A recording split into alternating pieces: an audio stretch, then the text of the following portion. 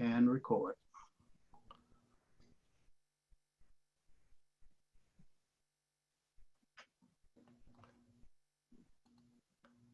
Okay, so we are live. Good afternoon, everyone, and thank you for joining us today at our next or most recent Harris County Democratic Lawyer Association webinar. Like the other ones, I want to welcome especially the folks who are part of the Texas Democratic Lawyer Association. If you're interested in helping start a chapter, because there's already chapter stuff across the state, but if you want to find out what's near you or start a chapter in your area, please reach out to Lee Arolano, one of the founding members of the Harris County Democratic Lawyers, and I'll go ahead and put in the chat room his contact information. But before we do today's presentation, we're joined by Judge Amy Clark Meachum, who's the presiding judge of the 201st District Court in Travis County. More important, she's our candidate for Chief Justice of the Texas Supreme Court. She practiced in Austin with McGinnis Lockridge for a number of years. Proud to say she's a Longhorn law grad. And what she's going to share with you is kind of a preview of what you'll hear from her and the other candidates is some very interesting data about the potential pathway that's opening up for Democratic and the 4 Democratic candidates we have to our highest court. Thank you, and Judge Meachum, we're happy to have you here. Please go ahead. Thank you so much for having me here. I'm going to hopefully share my screen. So thank you, Mike. Thanks to the entire group with HCDLA for having me here. I appreciate the opportunity. Mike has given me 8 minutes, I think, to preview what we're going to do in 2 weeks.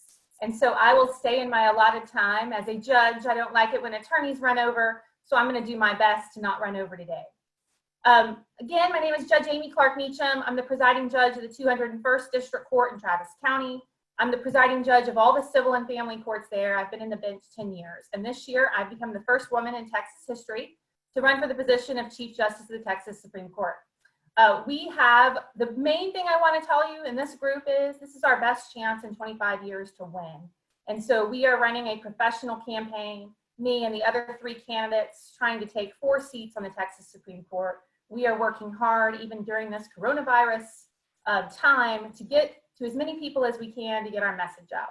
So we polled the race, and I want to share with you a little bit of a preview today of some of the things we're going to come back and talk about in 2 weeks.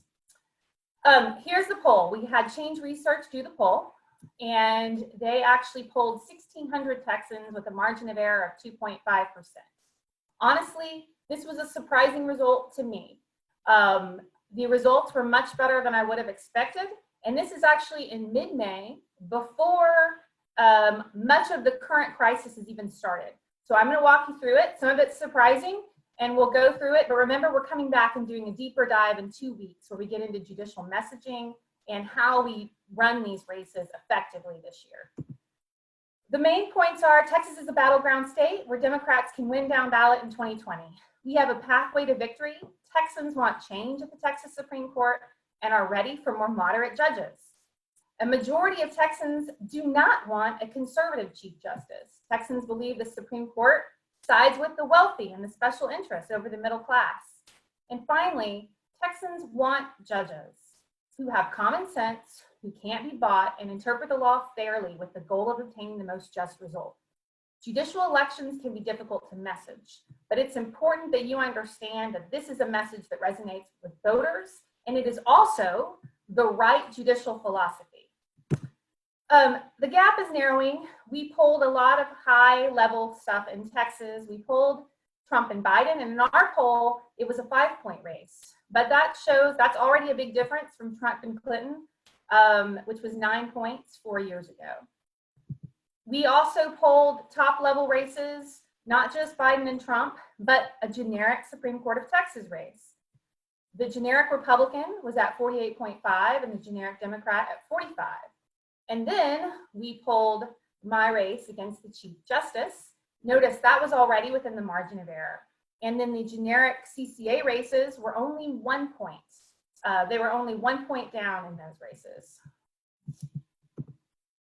A little thing here that we keep coming back to, this is more of a lawyer issue. So No. Now, one of the reasons my race was already within the margin of error is because no one knows who the Chief Justice is. I hear from lawyers all the time. You all hear from each other. How could you possibly beat Chief Justice Heck? He's been on the bench forever. Everyone knows who he is. Well, 70% of Texans don't know who he is. And there were another 16% who were neutral, which probably means they don't know who he is either. And I show you this to show you here that actually I had a higher name ID than the Chief Justice. Now, I'm not showing you this to think anybody knows who I am either, but it's because so few voters have heard of him that he can be defined and the Supreme Court can be defined. And we're going to go into more detail with how we do that in 2 weeks. I want to back this up with some of the things that have been happening in the last 20 days in polling and in the media. The Quinnipiac poll, it's now saying it's a 1-point race, but it's actually a 1-point race with Biden up. And so that has experts now saying it's too tight to tell in Texas. All the polling in the last 3 weeks that we've seen has gotten this race even tighter. Added up, and the managing editor of the Texas Tribune, Ross Ramsey, says that this is the makings of an upset in November. And so the Tribune they don't have a lot of articles in the past where they have given Democrats good chances. And so I think it's important that they're starting to move as well. So coming to the end of today and knowing that we're going to be back in 2 weeks, we do a deeper dive in the second half of the poll into judicial issues, the traits that people will want to see in judges, elections versus selection, the philosophical direction of the court, and other really interesting judicial philosophical questions in that nature. So I hope you'll come back and join me and Gisela Triana and Kathy Chang and Stacey Williams for the full presentation in 2 weeks. We're going to be doing the deeper dive then. But let me just conclude, and I'll give back some time even. I want to conclude by saying that it is time that we restore much needed balance and fairness on the Texas Supreme Court, and that we bring back common sense to this court. I need this organization and the help from Houston lawyers on this call to know that this is the best chance that we've had in 25 years. And I need you to know that supporting our campaign financially is a worthwhile endeavor and a meaningful investment toward reforming our highest civil court and restoring fairness and justice into our system. So thank you so much for the opportunity, and I'll finish under my allotted time and turn it back over to Mike if there's any questions and comments. Thank you. Thank you, Judge Meachum, and thank you especially for the time, because we've got a really good lineup today, and we look forward to seeing you and the other folks in about 2 weeks to hear more about this. But I think every one of our members recognizes, aside from all the stuff going on in the world, this has always been a year where there's a possibility of seeing real justice occur on the Supreme Court with the great candidates, including yourself. So thank you so much, and we look forward to seeing you 2 weeks, and you're welcome, obviously, to hear our next speakers. Our first speaker up is Keri Blakinger, who's with the Marshall Project. She's originally from Philadelphia, spent time at Cornell, spent time away from Cornell, and then came back and finished her degree, and then worked in Ithaca for the paper up there before joining the Houston Chronicle 3 years ago. If you've been following any crime, justice, prison story in the Chronicle, of which there's been a great features over the past 3 years, it's almost certainly that it's a result of the hard work of Keri Blakinger at the Chronicle, and she's continuing that with the Marshall Project, which is a nonprofit set up to focus on the issues with the criminal justice system that we have, which obviously are readily apparent to all of us that work in this system and have become so much more apparent to the rest of the world recently. Keri's going to speak about what we call the reality, because she has, for a lot of reasons, has an incredible access to what's really going on behind the walls of our prison system. And she's going to share with us the reality of what's going on with COVID-19 in the Texas prison system right now. Thank you, Keri, for joining us today. Thanks for having me. So first of all, I wanted to say my dad is a lawyer and he's actually on this. So hi, Dad. Also, I'm wearing my new Hex the Patriarchy shirt. So tell Mom that I'm wearing that. She sent it. Anyways, on to the matter at hand. So I'm going to talk about some of the conditions in mostly Texas prisons and BOP prisons, which obviously there are a number of BOP federal prisons in Texas. So some of the things I'm saying about BOP apply here as well. For starters, I think it's relevant to say that, you know, going into this pandemic, prisoners are a higher risk population. Like, they are older, you know, they're aging. We gave out all these long sentences in the 80s and 90s, and, you know, now we have an aging prison population. They come in with more health problems. They have higher rates of diabetes, asthma, heart problems, mental health issues. You know, a lot of them are former smokers, former drug users.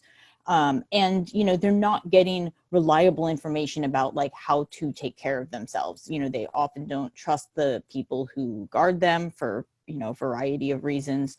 And they're not typically forthcoming about information. And when we're talking about something like a pandemic like this, where there's so little reliable information in the free world, you know, there's much less of it in prison.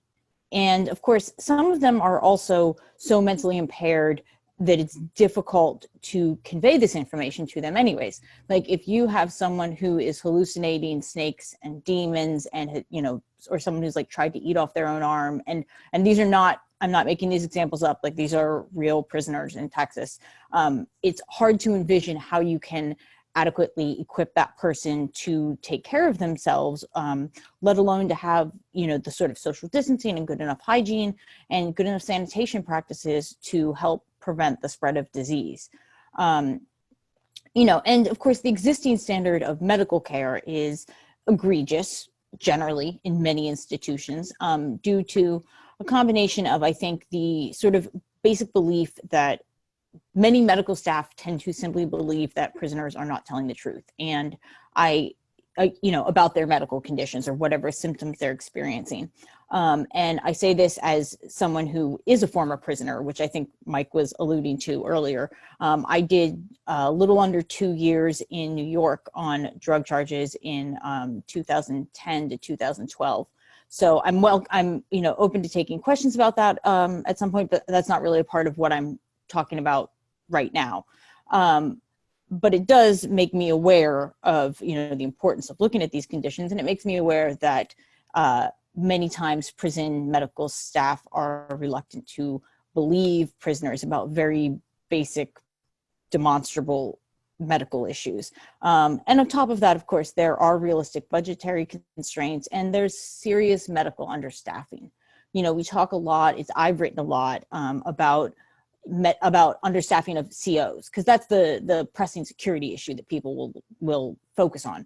But there's also a serious medical understaffing issue that we see in TDCJ. I think it's a little harder to sort of wrap your hands around the numbers there, because they don't have easily accessible information as to what 100% staffed is. So it's a little bit difficult to see what how understaffed they are medically. For Bureau of Prisons, this sort of comes up repeatedly. Like, there's just a large number of vacancies in the medical positions, and the regular prison positions, the guards, are so understaffed that they have this thing called augmentation, which is when they have people who are not guards act as guards. So they are sort of requisitioning some of the, you know, pharmacy workers and medical staff to act as guards.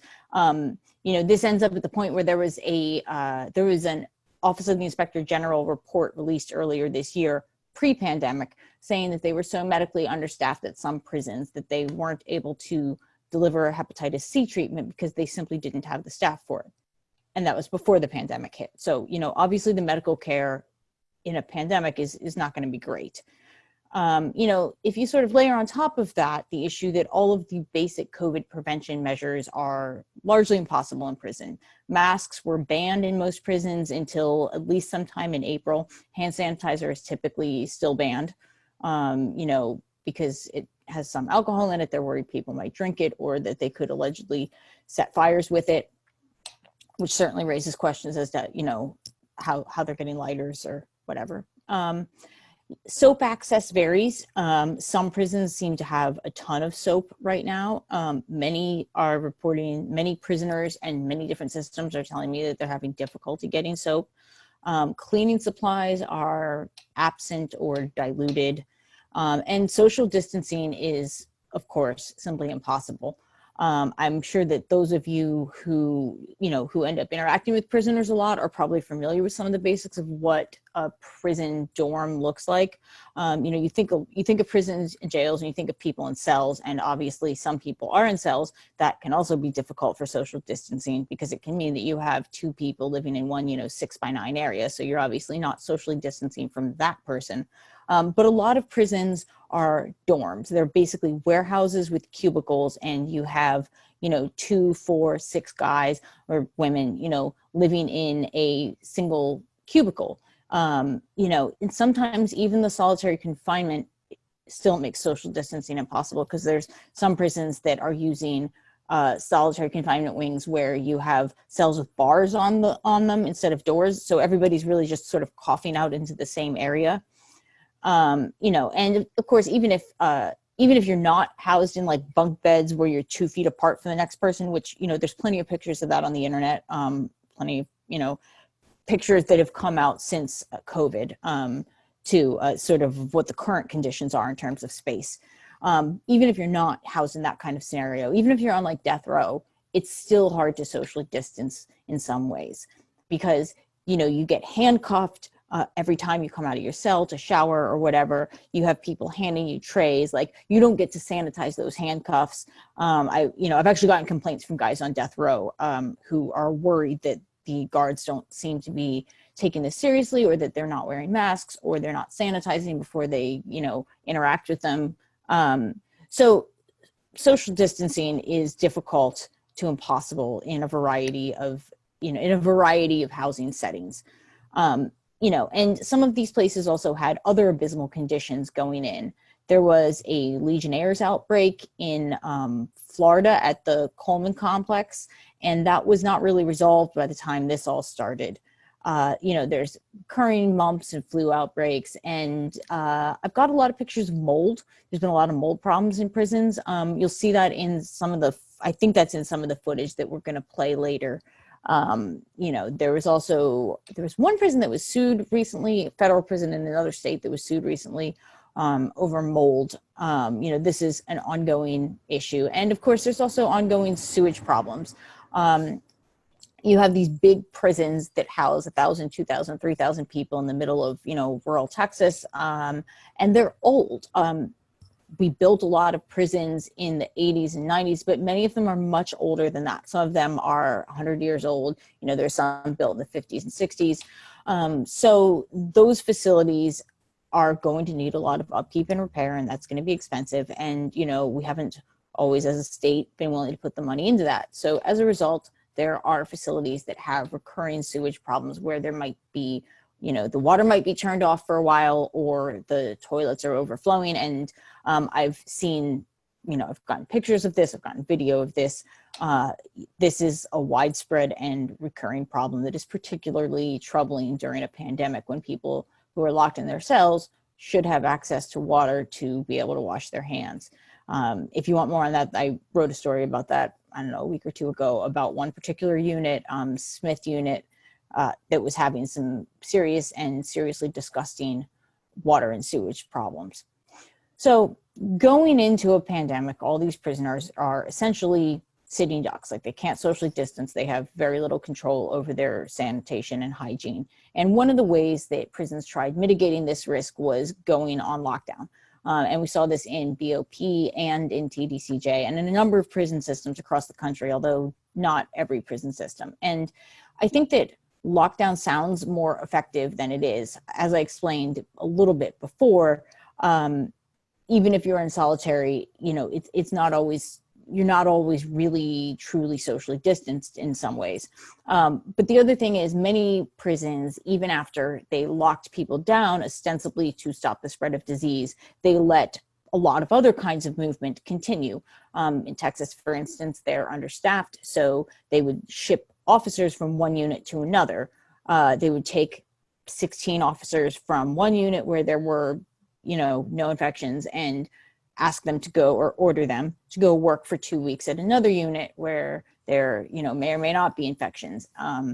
And this is a recurring complaint that I've had from officers for since March, like ever since this started. I mean, this was a complaint before because no officer signs up to go work at a state jail in Dallas and wants to have to spend 2 weeks at a time in Deep East Texas all the time.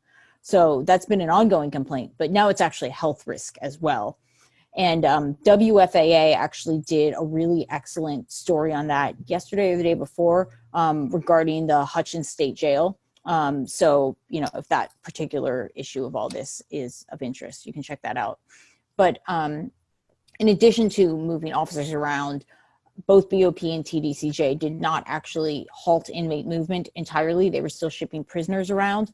And in fact, in the case of TDCJ, they were making it a practice to ship sick prisoners from one unit to another. And the idea was to take them from some of the units in East Texas to bring them to the Rocheron area, like Brazoria County, to have them be closer to Hospital Galveston, which is where they'd go if they were sick.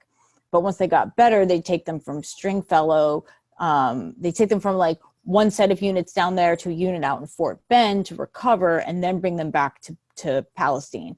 And I don't know what all they were doing in terms of other transfers across the state, but this is how they handled dealing with the sick men from the outbreak in Palestine.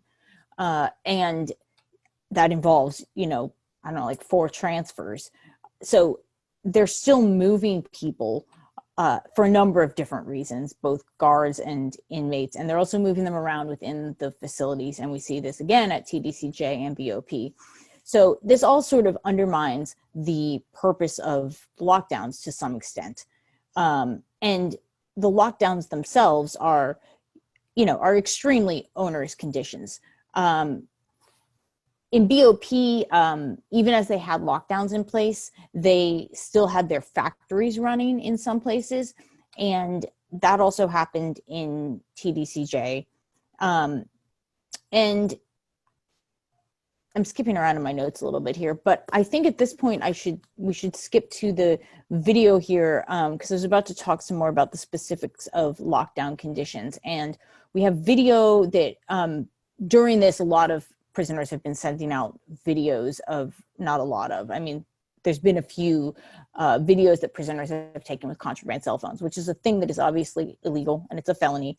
And, you're doing that at great personal risk when you decide to just say, fuck it, I'm going to record everything here and send it out to the world. But I think it sheds some light on what the conditions are like. So I have about a 3-minute clip here if you want to play that now. Hello, America. Recording live, Forest City, Arkansas, low security federal correctional institution. And as I stroll through, I'm in the bathroom during this corona outbreak. And if you notice, I got mold issues. And all this is prior issues. Bad toilets. Urinals is trash. They say, wash your hands. But look, no soap. No soap. You gotta leave the sinks running or the hot water going. Now, stroll through. Say social distancing. Cruising through people's cells.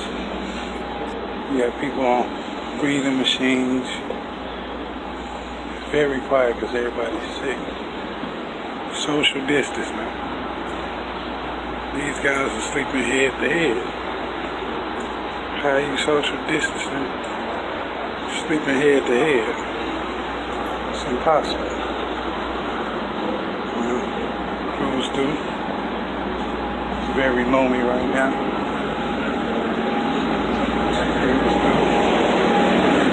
This is a bird cage. This inmate Charles Walker, he's tested positive for corona. And he's in here in a small vicinity area. So we walk. What do you have here? Trash. Won't even take the trash out. Cars are scared to come in and deal with us. to what we eat. Frozen foods. Haven't ate a hot meal in almost a week. Look at all this trash. Now let's just say an outbreak breaks out and somebody is injured.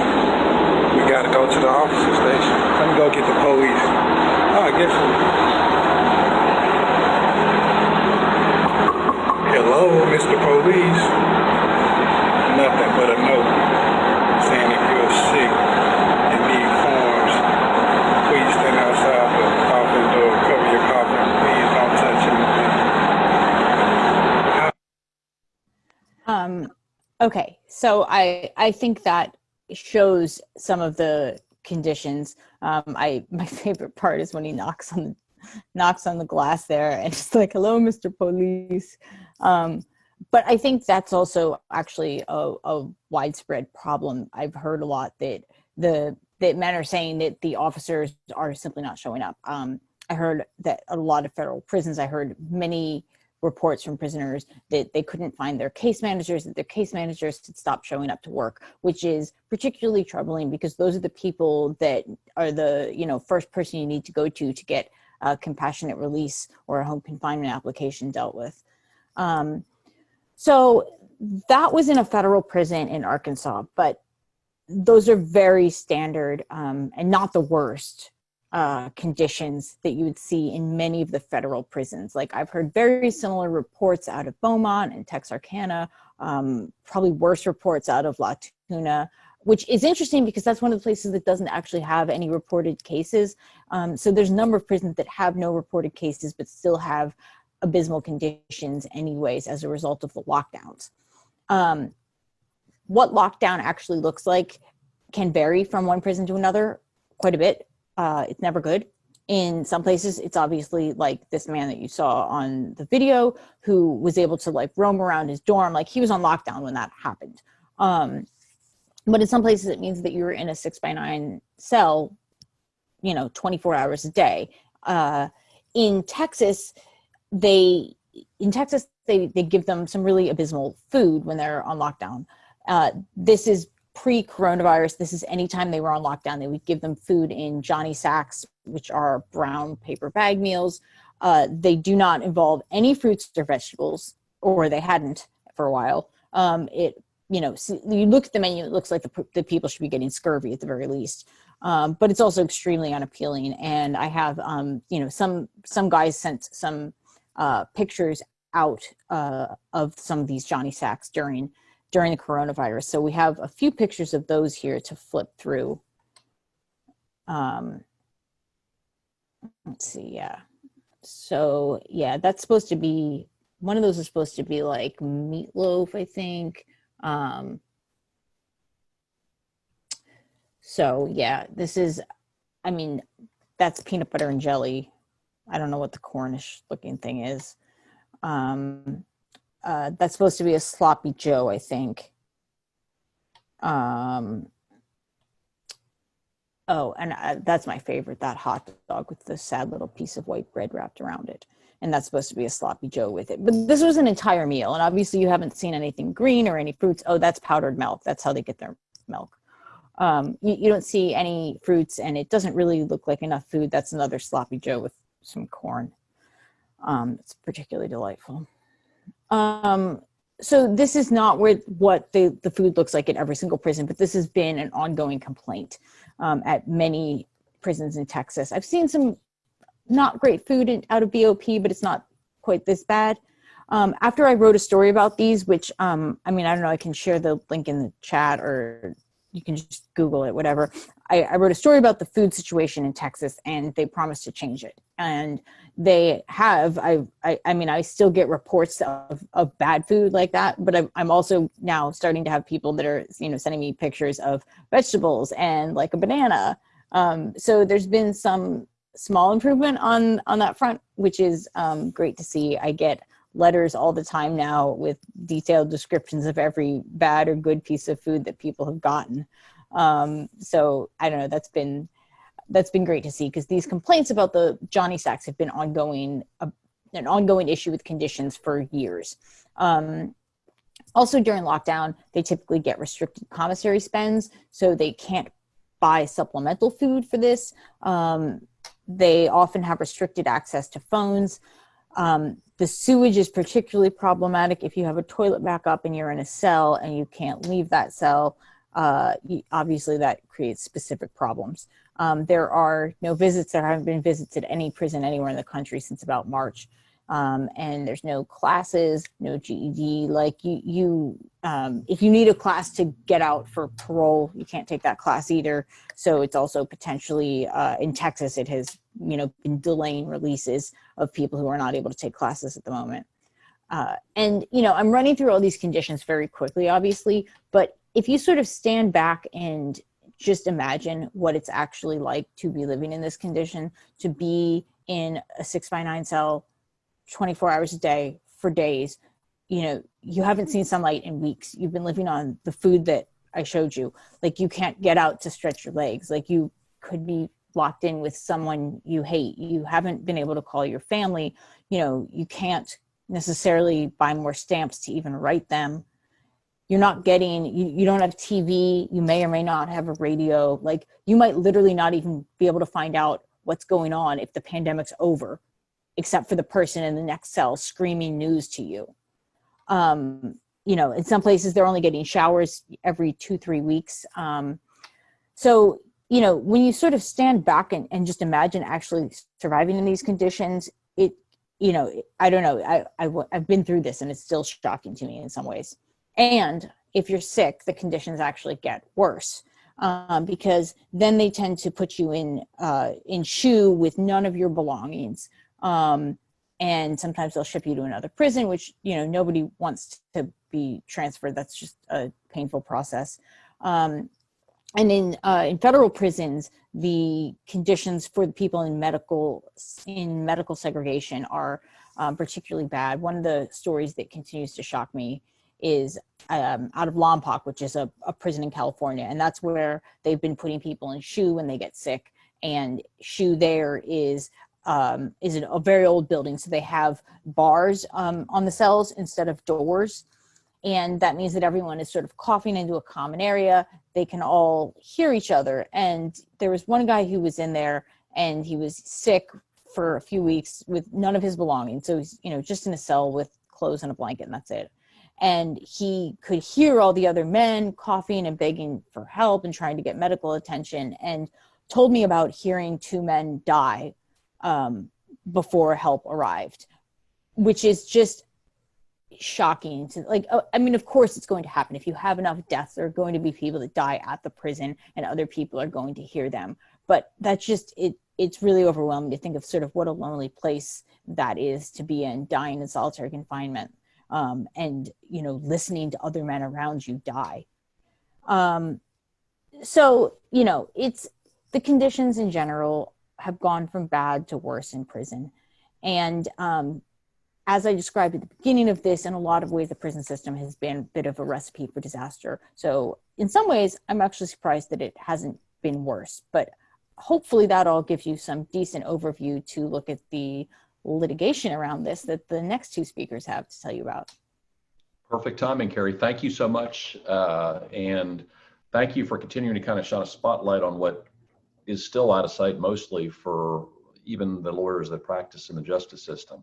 And we will have an opportunity for questions. One of the things I already know that I want to ask you about is, what is it like now, having had family members in prison, when you visit, that's a big deal, and they haven't had visitations for almost 4 months, and kind of your thoughts on how that's impacted people. But, and by the way, look on the chat function, everybody. I know y'all have been doing this for a couple months now, but we have some information for Judge Meachum's campaign, as well as contact for Lee. So please look there. And if you have questions, we'll have time at the end to give them, but we're going to use the chat function to do that.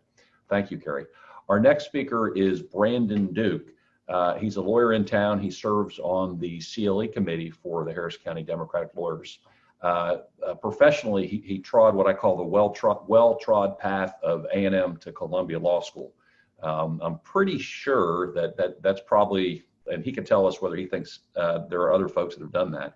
He practices here in town at Winston Strawn. But what's important today, and what's been important the way he's been spending his time in lockdown is actually fighting to fix some of these, or try and fix some of these issues with litigation that are facing not just in state, but also federal prison. Thank you, Brandon, and we look forward to hearing what you have to say. Thanks, Mike. As to A&M to Columbia, there was like 1 or 2 people in the last few years who've done it, but sure, not a popular path, but I liked it a lot.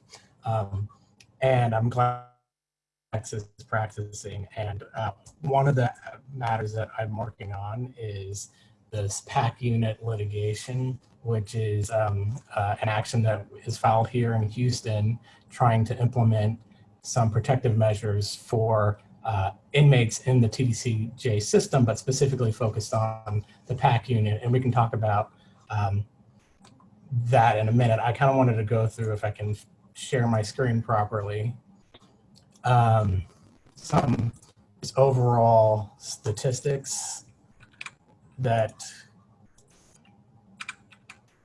mesh with what Keri was just mentioning.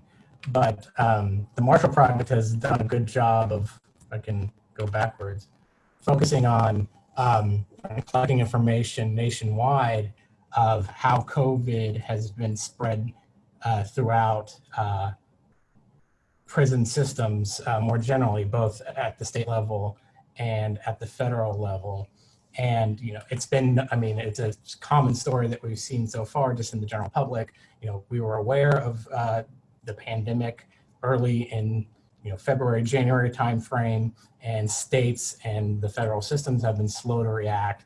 And in particular, prisons and jails are confined spaces and particularly prone to the spread of the disease. And that's what we've seen from these statistics. So here is inmates who have tested positive.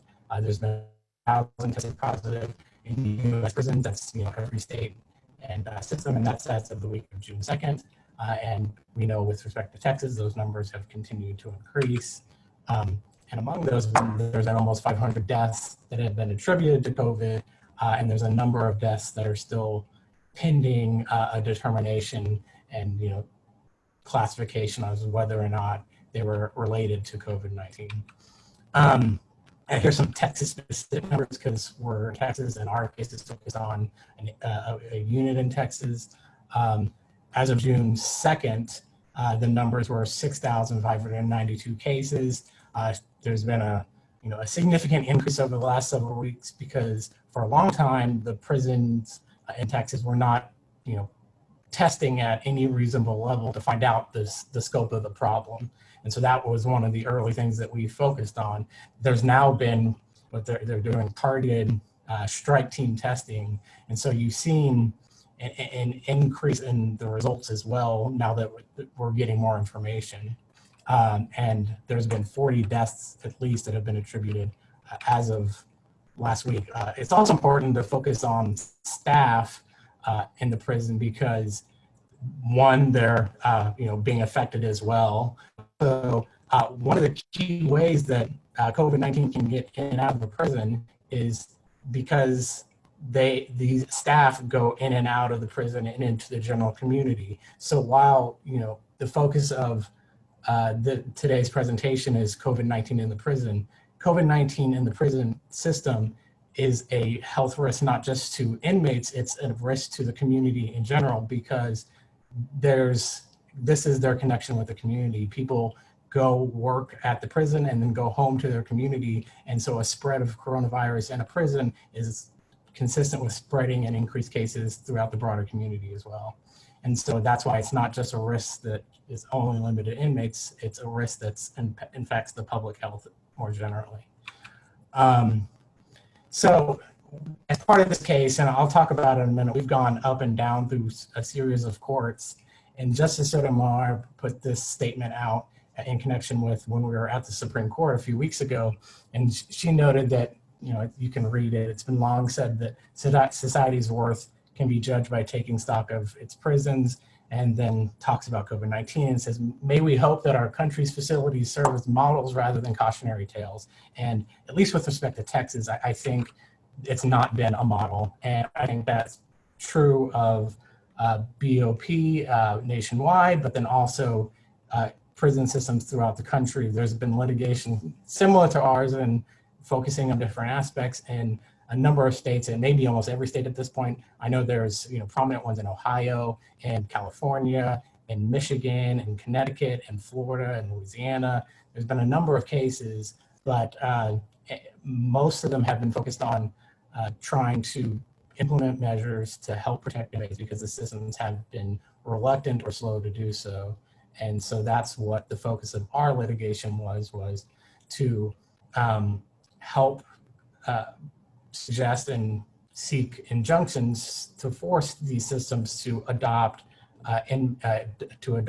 measures to protect inmates from the further spread of COVID-19. And so those numbers that saw an increase in COVID-19 are consistent with what we saw as our case developed. So I want to focus on our case specifically for a few minutes. Ours is Valentine v. Collier. Mr. Valentine and Mr. King are the two named inmates. They're both named class reps on behalf of a class of inmates at the Wallace Pack unit, which is a geriatric facility in the Navasota region and northwest of Houston. This facility has about 1,200 inmates. According to numbers that are public, there's 800 or so who are 65 years or older. Most others have either some illness or disability that is or other factor that increases the risk of severe impact from being exposed to COVID-19. So if they're positive, they're more likely to get sick, and the nature of their illness will be likely much more severe than just the general population. As Keri mentioned, most systems in it's a dormitory style unit. This is a picture that's been posted publicly about how that dormitory style works. It's small walls with beds that are close together. So social distancing without other measures is not a realistic option, at least on how they had currently structured the unit. But where they have packed the dorms with each bed being filled, that's not a protective setup. So I mentioned before this case has gone up and down. This is kind of like a visual representation of that. I'll talk about some specifics of it, but we filed this case in March 30th, and at that time there were 0 confirmed cases in the unit. Our class action, as it says here, sought those protective measures in line with CDC recommended guidelines that have been put out about how to protect inmate populations and steps that systems should take. And that case is filed here before Judge Ellison in the Southern District of Texas. After a series of back and forth about trying to propose measures and measures that TDCJ could implement, they were reluctant to do so. So we pushed to have a preliminary injunction hearing. And unfortunately, what spurred that further was on April 11th that we had our first confirmed case of COVID-19 in the unit. And that was only first found when an inmate, Mr. Clerkley, died in a hospital after being transferred because he had difficulty breathing, and then a few hours later was pronounced dead at a hospital in Navasota, in Bryan College Station. And it was only the hospital that linked his symptoms to COVID-19. The unit did not. And so only after he died and there was an autopsy and a test, was he confirmed to have COVID-19, and that was the first positive case. So, March 30th, no cases, 12 days later, we now have a positive case. You predict that you predictably would have a spread within the unit, but DCJ, refused to implement measures at the unit specifically to stop that spread. And so what we saw was a spread. And on April 16th, we had that confirmed case. There was further testing, but because of, it was clear now that COVID-19 was a risk in the unit, the court held a preliminary injunction where mostly unrefuted testimony was presented by us, by plaintiffs, and that included testimony from the inmates and experts who spoke about how protective measures could be implemented and what was needed to prevent the further spread of COVID in the unit.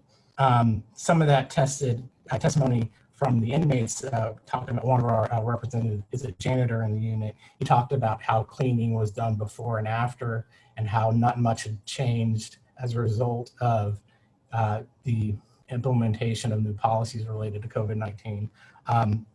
Keri mentioned that cleaning supplies were often diluted. That continued to be the case, and perhaps were further diluted and weren't being effectively provided.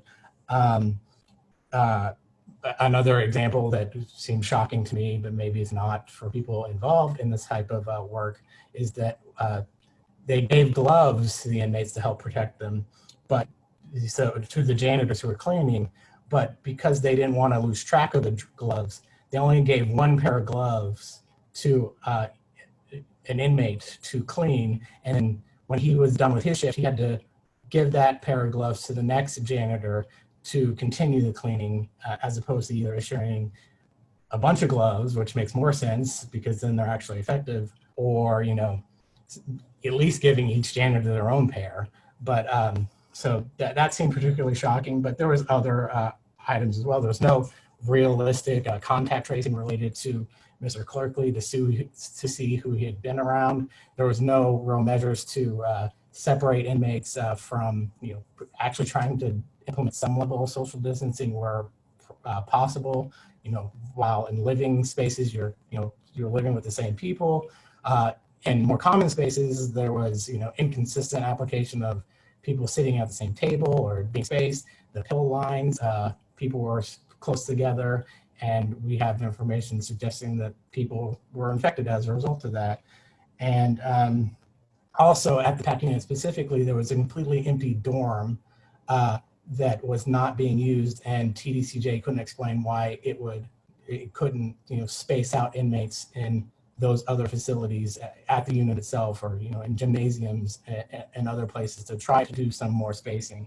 So that was what was presented at the preliminary injunction hearing, and that same day the court issued an injunction implementing protective measures that included cleaning, access to hand sanitizer, which is apparently a huge problem for TDCJ to allow, restricting transfers, implementing some social distancing, and most importantly, it required TDCJ to adopt or provide a plan for testing and isolating inmates who are positive, and which was something that TDCJ did not have. They had a ad hoc process of testing, but there was no system-wide or unit-wide measures in place for testing. So they were essentially burying their heads in the sand and hoping that there wouldn't be a problem, I guess. But that ended up not being the case because we got the injunction, which was immediately appealed, and they saw it and it came to stay from the Fifth Circuit.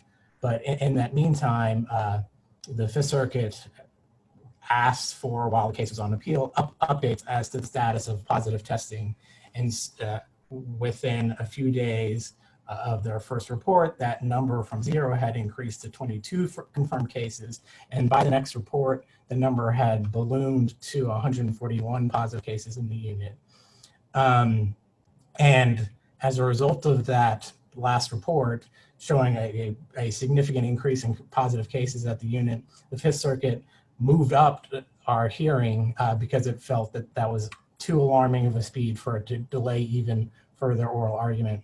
And so by oral argument, the numbers were 191 cases, and there had been 5 deaths of inmates at the unit because of COVID-19.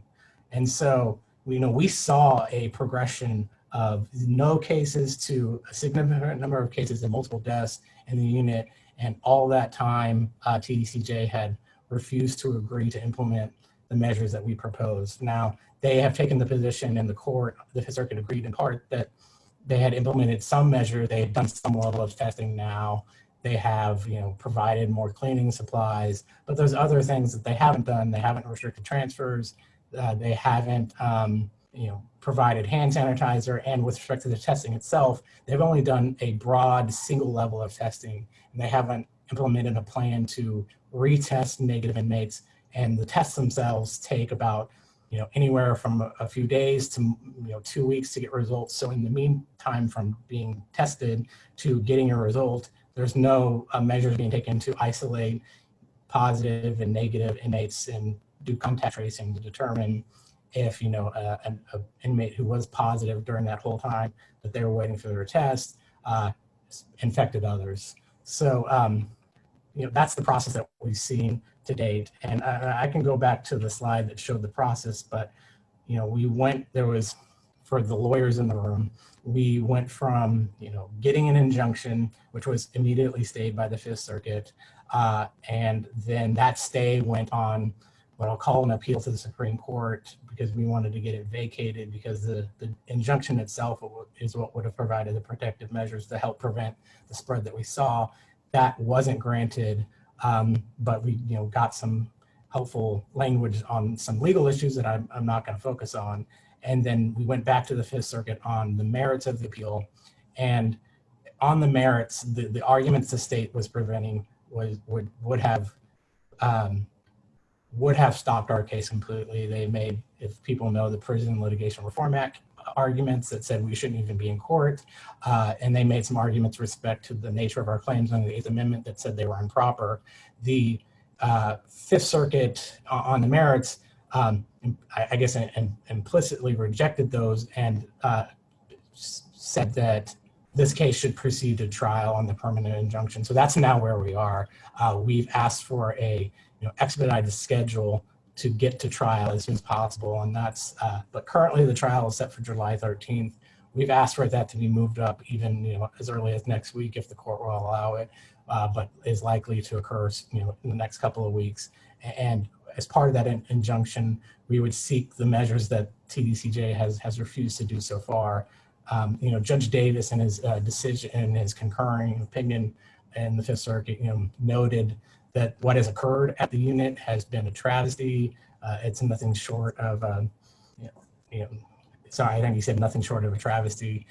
He talked about the age of the inmates and how that they remain on 24-hour lockdown in their dorms, 3 to 4 feet from each other, and with so many potential spreaders of COVID-19 in the unit, and being among this vulnerable population, the expectation is that will continue to increase. So that's why we think that a fast trial is necessary to get a permanent injunction and hopefully get some protections in place, which TDCJ has now continually refused to do with respect to the PAC unit. And just one more broad thing, TDCJ has presented this public position that they have these policies that are in place and that they're adopting policies that change over time, but the evidence has consistently showed that they don't implement those policies, with respect to the unit here at PAC, which our case is focused on, and I understand from Keri's reporting and others that that's true of other facilities as well. So that's what I have on the PAC unit. Thank you for the hard work that you've been doing, Brandon. I appreciate it very much. Oh, sorry. Can I just say that my team at Winston includes a number of associates and partners, but also the Edwards law firm in Austin, who has previously brought litigation on behalf of inmates at the PAC unit related to AC and other issues, are key players on our team, and we couldn't have done this without both the team here at Winston and the lawyers, the experts, I would say, at the Edwards firm. So I just wanted to shout out for them too. Thank you, Brandon. And by the way, are they listening? Is that why you did that? Other than being gracious, thank you very much. I don't know if they're listening, but I think they deserve a lot of credit. So thank you. And you're right, it's a team effort. That's why our next speaker, Andre Segura, who's the legal director of the ACLU of Texas, can talk about kind of how the work that you and your team and the private law firms have done in conjunction has at least started to peel away, or at least shine a light on what's going on that Keri's already told us about. Andre is from Houston, educated here, born and raised here, and has been with the ACLU, I think, for about 6 years now, after working out for a federal judge in California. He's practiced all kinds of different areas, which I think you understand working in the ACLU world in Texas is required and mandatory. Andre, thanks for joining us today, and we look forward to hearing what you have to say. Great. Thank you all for the invitation and for joining. I'm going to try to share my screen now. Wait, hold on, that didn't work. Okay.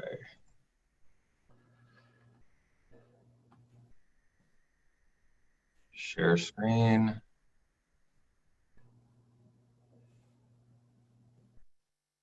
Okay. That work? Yep. Okay, great. Yeah, so thank you all for inviting me to join this important conversation. Things are getting obviously really bad across the country. Every public health expert who you talk to says that the only way to mitigate the death and severe harm to people who are detained, whether in a state prison, in a county jail, or in an immigration detention facility, is to significantly depopulate the facilities and significantly reduce the numbers, and to immediately get people who are medically vulnerable out of those facilities. So the ACLU and our partners have been on a mission across the country to bring lawsuits in all of the different types of facilities. Brandon and I talked on the phone what seems like 3 years ago, but I think it was less than 3 months ago, when none of these cases had been filed yet in Texas, and the numbers were really low. And as we expected, now the numbers are really high and people are dying. So we know that we can't litigate. I know lawyers always want to have the solution, but the solution is not ultimately going to be litigation. Public officials, state, local, and federal, really have to act and make hard, politically challenging decisions to get people out, or more people are going to die. So Brandon talked and so did Keri, about what's happening in the state system here. I'm going to talk about the other extremes, some of what's happening at the county facilities, and also what's happening in ICE detention facilities in Texas. We've at the ACLU have sued the Dallas County Jail to get people out and to improve conditions. Shout out to Allison Grinter from Dallas, who I see is on the call, for leading amazing work in Dallas to try to get people out. I don't think she sleeps, for the benefit of all of us. And I should say, when I say the benefit of all of us, people are under the impression that it's really just the inmates who are exposed. So these are people who are already, either serving time in pretrial detention or under civil custody, facing immigration removal. But this also impacts the staff. This impacts the communities around it. It has been shown that there will be community spread because of the staff leaving, and then onward and onward as we're seeing the numbers continue to increase. So this isn't just a problem of those who are detained, although they're the ones who are incapable of doing things to protect themselves because they're stuck there. But this impacts all of us.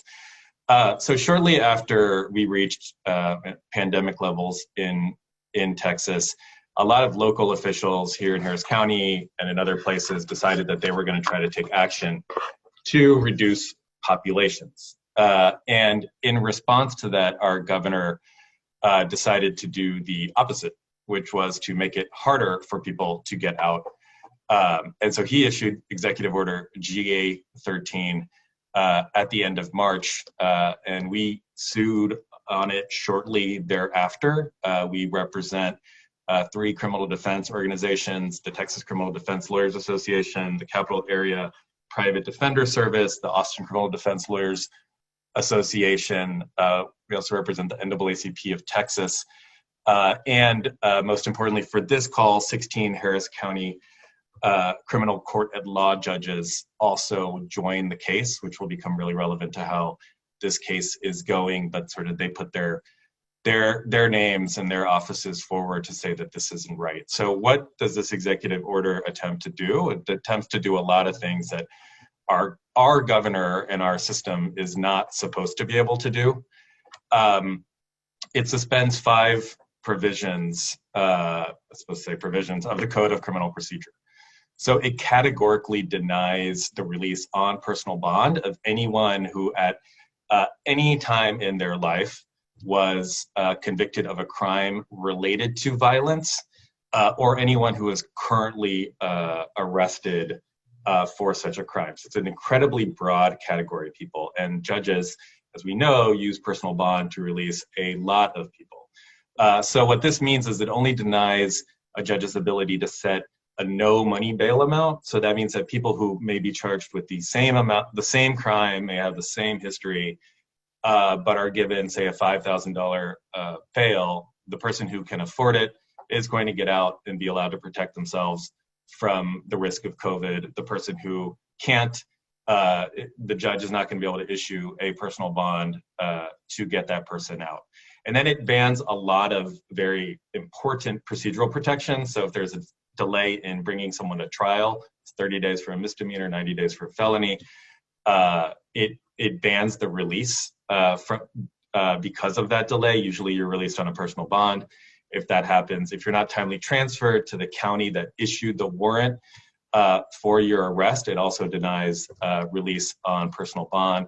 And then a very important thing, which is happening right now, is that sheriffs and county jails use what's called good time credit for a variety of reasons. That's to incentivize good behavior, sort of control the population. And it bans the use of good time credit for this population, which is a significant issue, keeping people inside. And then also it bans the use of certain alternatives to detention, such as house arrest or electronic monitoring. So in Texas, surprisingly, given how Governor Abbott has been acting, we have a weak system of governorship. And this is done intentionally. And what we argue as part of this case is that these provisions are unlawful for three key reasons. One is that the Disaster Act, under which Abbott is appearing to act, does not allow him to suspend provisions of the Code of Criminal Procedure. It only allows him to suspend things that are regulatory, that affect sort of executive agencies that are under his branch. The judiciary has their own role in times of disaster. Also, only the legislature can suspend laws. The executive can't, and that brings us into our third argument that this violates separation of powers. So we brought this case in early April. We had a hearing before a district court judge in Travis County, and she granted the TRO, which momentarily suspended GA-13. The Attorney General's office went then straight to the Texas Supreme Court. And what the district court issued significant decision, which is that this is stripping away the judicial functions based on an unsubstantiated fear that judges are going to abandon their legal obligation. But this is squarely continues to be within the purview of the judiciary. So everything that she said is very non-controversial. It's exactly what the law is. And the Attorney General, which is now becoming sort of a routine move now by the Attorney General, both in Texas State Court and also in federal court, is they immediately went up several levels. So they went straight to the Supreme Court of Texas, and the Supreme Court stayed the judge's decision while they heard the case pretty much on the merits. So that was sort of in a weird procedural posture, and the district court judge had only granted the injunctive relief on the basis of the 16 criminal court judges, the injury to them. And what the Supreme Court did was basically punt. They punt on standing. They said that the judges, even though that there is a face of severe harm facing of severe fines and potentially even criminal penalties for people who violate the order, and even though the Attorney General himself tweeted that his office would not stand by any violations, the court found that the judges did not have standing, that they did not show the likelihood of injury. But the court did say a lot of very important things that all judges should know and that are presumably very obvious. But judges have a duty to rule on these arguments when they're brought before them. So if someone does argue that not releasing my client on, who would otherwise be released because of their good time credit, the judge has an obligation to rule on that.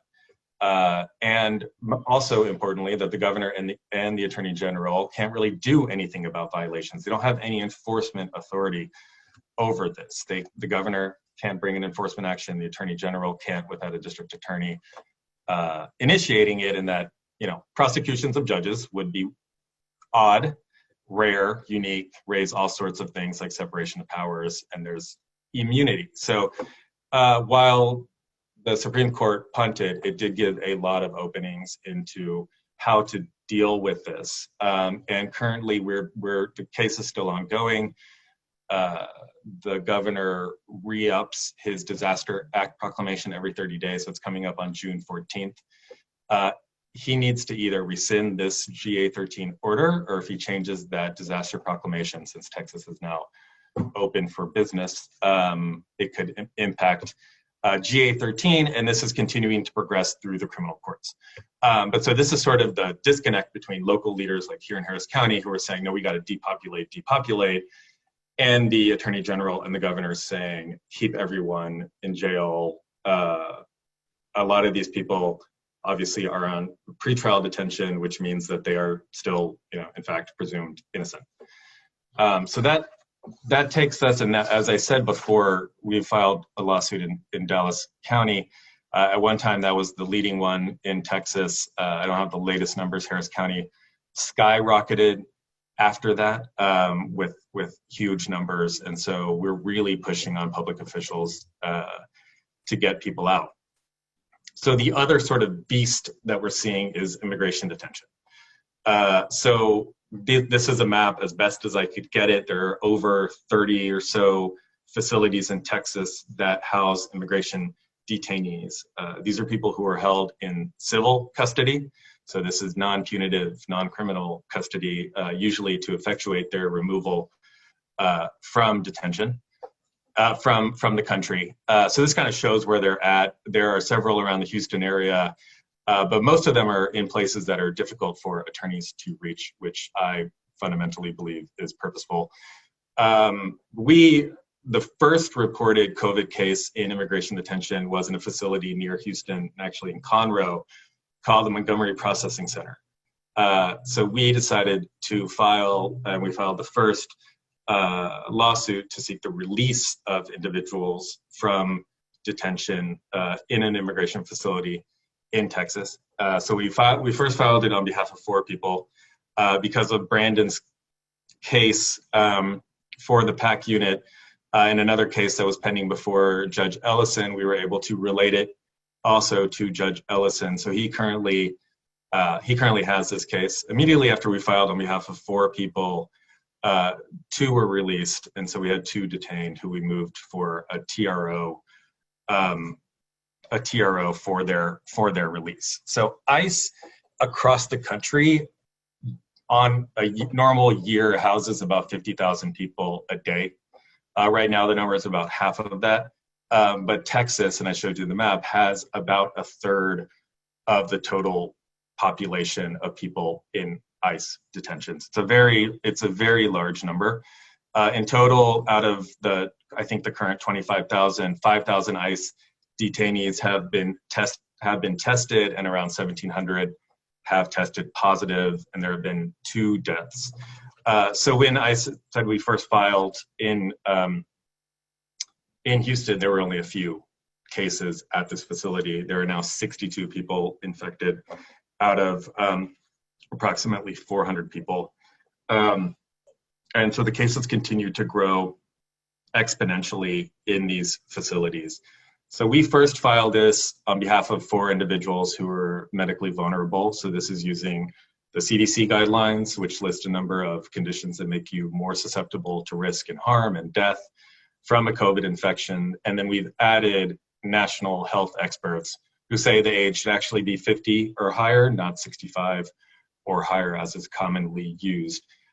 So after we filed this, we moved for a TRO on behalf of 2 people to get their release, and the judge, Judge Ellison, found that the person's that their constitutional rights were being violated by their continued detention in ICE custody.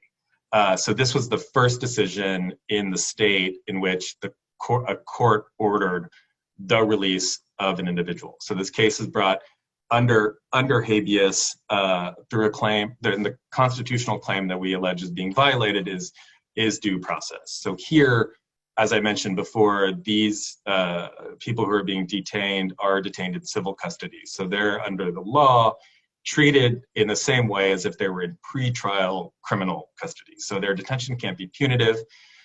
Their detention has to be for legitimate government purpose, and there can't be any deliberate indifference while they're being held there. So it's a little bit weird because when you think of conditions cases, those are usually brought straight under civil rights claims, right? If you're trying to get people out, people's conditions improved in a state facility, then you're going to bring that under 1983 under regular constitutional claims. And so this is sort of this hybrid where we're saying there aren't really any set of conditions that would prevent the severe risk to plaintiffs. So no matter what they do, the conditions are so bad and so impossible and to prevent the risk of harm that the only relief available is release. And so Judge Ellison agreed with us that he does in fact have jurisdiction under habeas and found that there was a constitutional violation under due process. And we've realized that there's a big difficulty right now, and then since then cases have been brought throughout the state in South Texas and El Paso, Central Texas, even near Dallas. And what we're noticing is that people are getting released, but the numbers aren't as high as they need to be. We need broader relief because it's really hard to find people right now who are in detention because lawyers aren't typically going to visit detention facilities because of COVID. And detention facilities are well known for restricting access to attorneys. So we've had a really hard time finding people. Because of that, we moved for class certification in our case. We added 4 new people and have moved for class certification on behalf of anyone who falls under the CDC guidelines plus a little more. That motion is currently pending before Judge Ellison. It's the only case right now in Texas that's seeking class certification because we know that unless there's some broad scale release, the numbers are going to get really bad, even worse exponentially every day. There's a tracker online that you can use. And just to bring this down to a personal story, we have a client who suffers from severe hypertension. He's been hospitalized for it before he is in the facility where we're suing. And he informed us on Friday that the facility had made a mistake and placed a person who had been housed in a COVID-only unit in their dormitory. And so we filed a motion for TRO on his behalf on Sunday. The judge heard it on Monday. And then on Tuesday, we learned that he in fact tested positive for COVID. So he's now experiencing symptoms as a result of the government's error. So it's sort of a real-time view of how this is happening right now. So, I guess in terms of, since I have lawyers on the line, like this is something that should be brought up with, if you practice criminal defense as reasons for clients to get out, if you have clients who are in immigration detention in Texas, feel free to reach out to us if you're looking for what arguments to make in terms of determining if there is any possible way for people to be released. This is not, a controversial thing. There are alternatives to detention that are effective, that can be used to allow people to isolate, protect themselves, and report back for whatever they need to do. So I'll leave it there and hand it back over to Mike. Thank you, Andre. And we don't have a ton of questions, but I got some that I've been thinking about. One of them, it's really for you, Andre, and if I can ask Keri and Brandon to kind of join us again. so if they want to pitch in on this. Obviously, there's been a ton of arrests. I think they dismissed 800 arrests in Houston, Harris County from last week.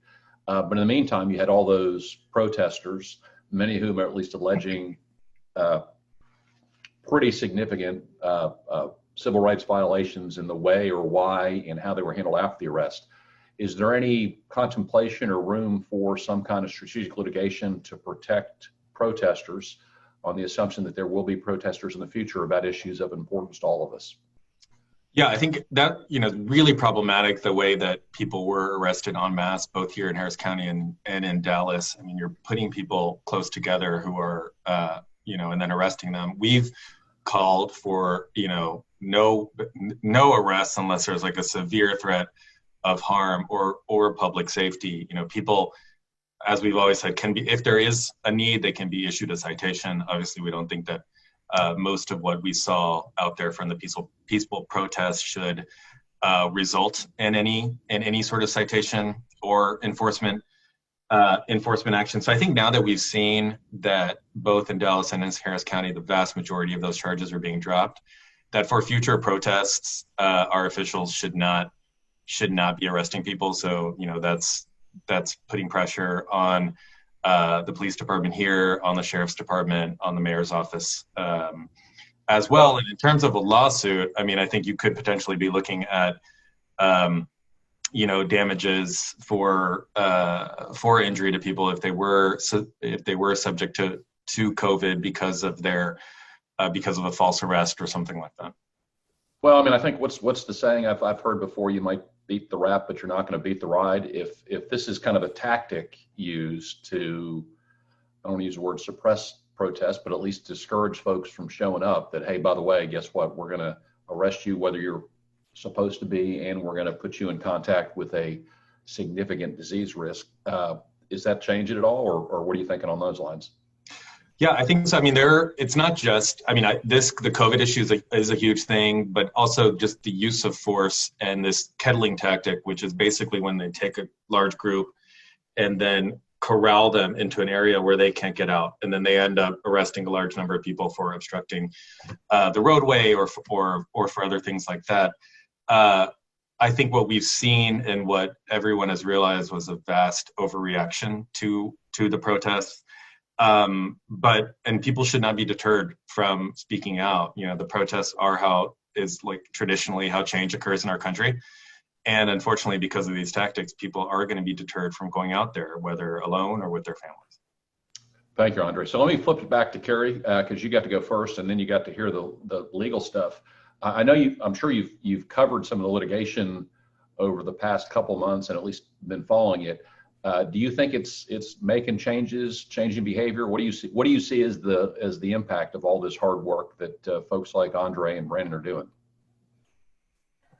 I mean, I think we all know that's an uphill battle in Texas, suing prisons. I mean, obviously, Scott Medlock and Jeff Edwards do amazing work, both with this PAC litigation and their previous, PAC litigation. I think one of the things is, like, even when lawyers aren't successful in what they're actually suing over, and obviously that is, difficult in terms of if you're trying to get paid, if that's part of the goal in the way that you structure how you're dealing with your lawsuit.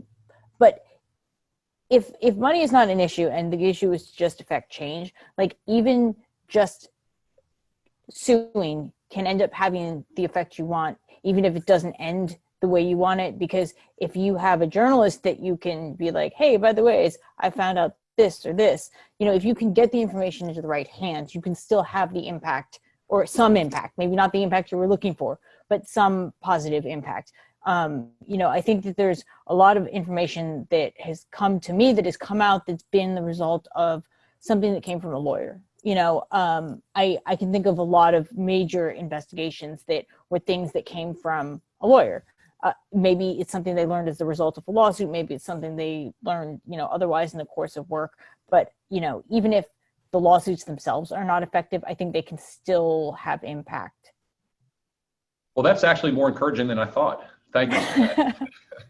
Yeah, it is, and I mean, you know, obviously, Andre, did they let you take out the ACLU Porsche every now and again, Andre? The helicopter. The helicopter, yeah.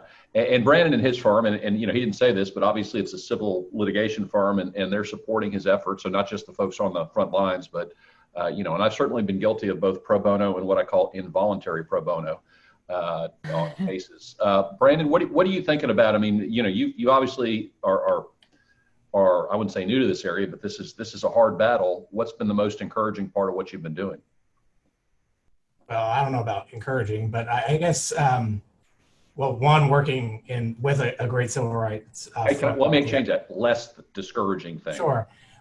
Working with the civil rights firm like the Edwards team has been great, and just the expansion of knowledge, and just like the nature of the litigation. You know, I'm from what I'll call a big firm environment where we won't go from a district court to the U.S. Supreme Court in a matter of 2 months, and so the experience side of it, you know, is something that's always great for either young or new lawyers, or even more experienced lawyers, to experience new opportunities.